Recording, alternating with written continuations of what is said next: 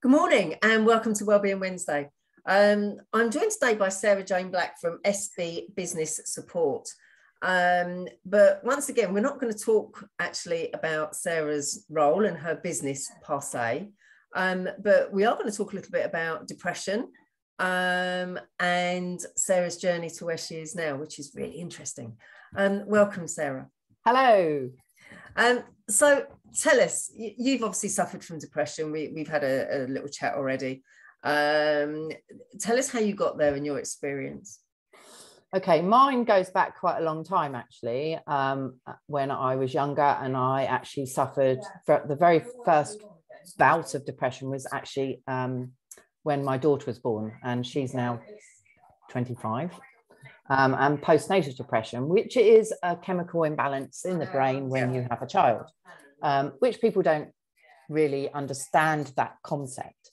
So I had that. I got over that. I was on antidepressants for a number of years. And then, unfortunately, for some people who do know, 4 years ago, I had a cancer tumour removed. And all well and good, got over that, and I thought I was doing really, really well. Then I was employed, and it was about a year after I'd had my operation. I kept feeling at work that work wasn't going right, and I felt sort of out of place all the time, and I felt that people weren't really valuing what I was doing, and I felt that I kept having my wings clipped. And then from there went home and just started crying for no reason. I'd get emotional, then I'd get ratty, and then one particular night I lost my temper at home, and I literally shut myself in my bedroom. And the next day the kids knocked the door and they said, "Mum, are you all right?" And I went, "Yeah, I'm fine." And they said, "What happened? You haven't done that for years, Mum. What's going on?" And I went, "I don't know." And they said, "Oh, I think you need to go to the doctors." So anyway, I made an appointment. I went to the doctors. The rest of the management team, including my MD, they all knew I was going to the doctors. Can I interrupt you there? Sorry, it's really interesting because sometimes, and this has happened to me as well, when you're in the midst of depression or the onset of depression, you can't see the wood for the trees. You don't know what's going on. And sometimes it takes other people to say to you, actually, look, this isn't you. Yeah, you certainly don't look in the mirror and go, "Oh, I'm unwell." Yeah. I very much thought it was everyone else. I thought it was everyone else was getting on at me. I was getting a little bit paranoid about, I know I'm doing it right at work and all of that. And I felt totally devalued, and I just felt out of place, and it was scary from that point of view. Anyway, I went to the doctors. Because of my cancer, we do speak on first name terms.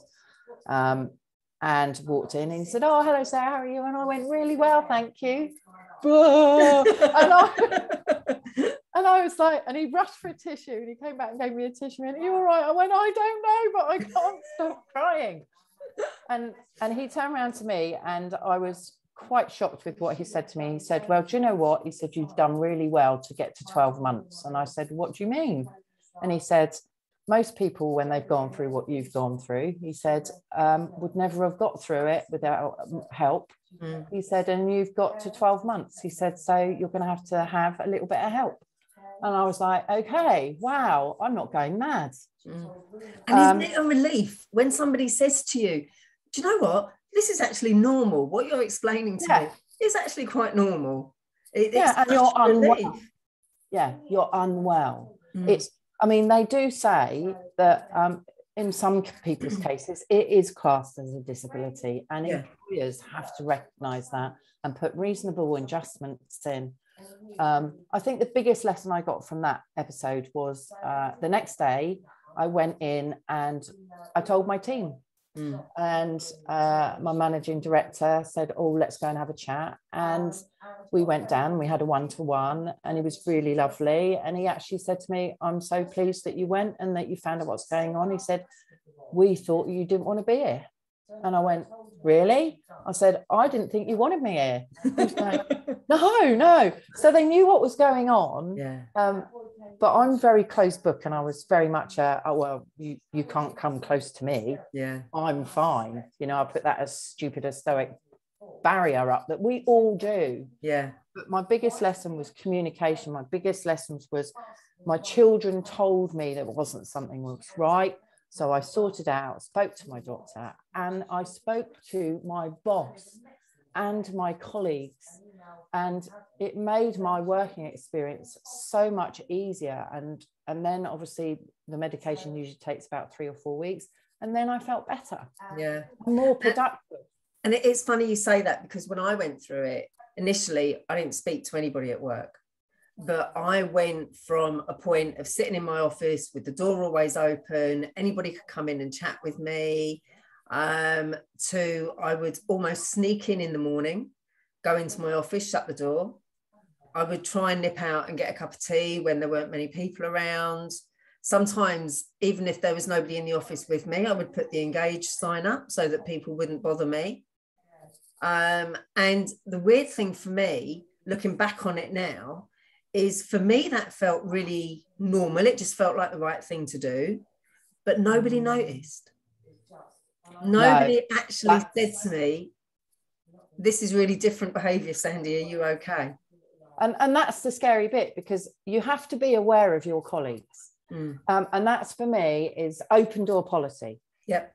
Reasonable adjustments, performance programs. You know, make sure that there is not a barrier between you and your staff. You have to get to know your staff. Yep. To a point where you do understand how they feel, you do understand how they react to things. We put a performance program in place in work after that, and actually there were 3 other members of staff who we identified mental health issues with, and then put a support program in place. And I often say to many people, if you're really going to help your staff and keep that productivity up, then put a support officer in who has had mental health training, who understands the fact that someone might walk in tomorrow morning and go, oh, do you know what? They don't look right. Yeah.